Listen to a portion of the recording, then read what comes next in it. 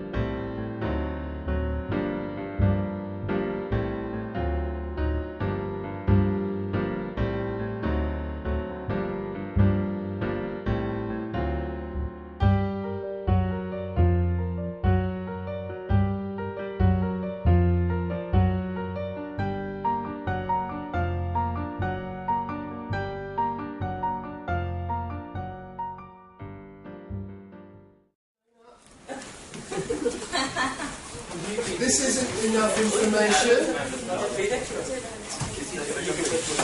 No, not the company, the name of the article.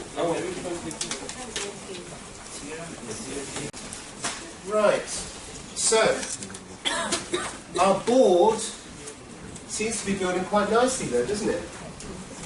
So straight away though, it's clear that there's lots of articles out there on all of these different areas. I like the fact that there's lots of the use of Athens. Good stuff. That's the sort we want, high quality articles that are used for your assignments. Yeah, if it's www.howtodocrm.com, that's probably not the best source for your case studies and articles. Yeah? Stick to Athens as your main case study. Now, the other thing, do you remember last week I talked about, strange enough, look, it's still here. Do you remember this? There it is. See how many people use these except for me.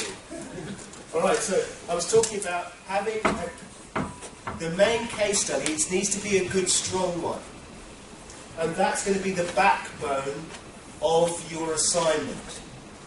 And you'll be using lots of smaller case studies or areas, articles, to come in as comparisons to your main case. So, again, be critical. When you've looked at the articles that you found, are they strong enough to cover the three areas that we're doing in the coursework?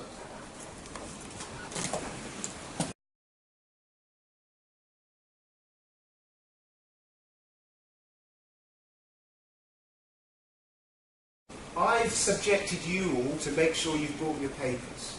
So if someone comes through the door and they haven't got their papers, you are well within your rights to say out unless you can provide evidence, because that's what I've done to you in the next 10 minutes. Okay?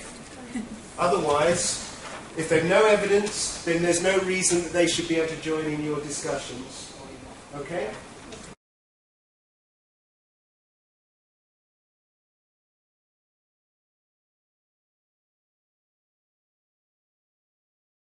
Yeah. So before there was that was the mistake, they didn't have it. And so what was the forecasted benefit of introducing the supply Because chain? South Africa is a market. I don't know. It's gonna be successful. Okay, that's good. So from what you're describing to me, it sounds like it was just to really get greater visibility of that whole link between the suppliers and the organisation. Yeah, but to keep the customers, because so they was running out of the system as well there. Right. So they just decided to do it there as well. So it was also to have better integration with the rest of the organisation as a whole. Okay, good. What did you find on supply chain management? Transition to the new system. The transition from having lots of smaller systems into one big system. Okay, let me pause you for a second. Is that your group? Did you find something similar when introducing ERP, or were there different issues that you found? So when introducing an ERP system, one of the things that you've identified is that perhaps the cheapest person who provides the software is not always the best, and that too comes with risks and it comes with challenges. Okay, that was one example. Were there other examples of ERP? Okay, so SAP seems to come across. Is mentioned there again. Thank you. Can I just come, you guys, did you also find SAP was a common product from ERP? Yeah. What examples did you find? We find the... Right, so again, it's that lots of small systems, the idea of integrating into one large system.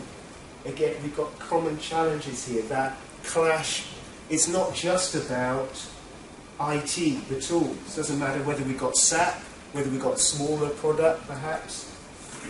It's not just about IT, it's that culture, it's people that are a huge influence on whether or not the system's going to work. And again, that's a common thing we've been discussing throughout the course, isn't it? A system is not just technology. It doesn't matter how good that technology is, if the people do stuff. ERP, let me just give you a quick view.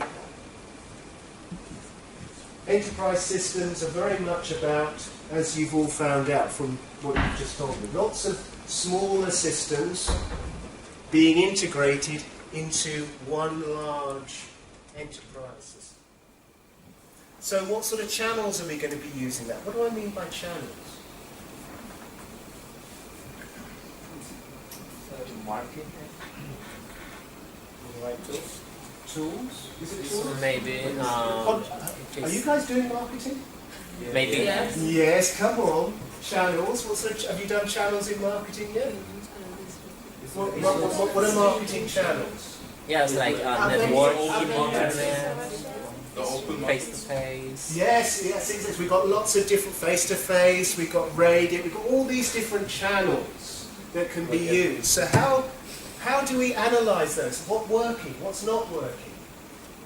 What's productive? What produces the best high-quality value targets? Think about think about the way Amazon is fabulous at this.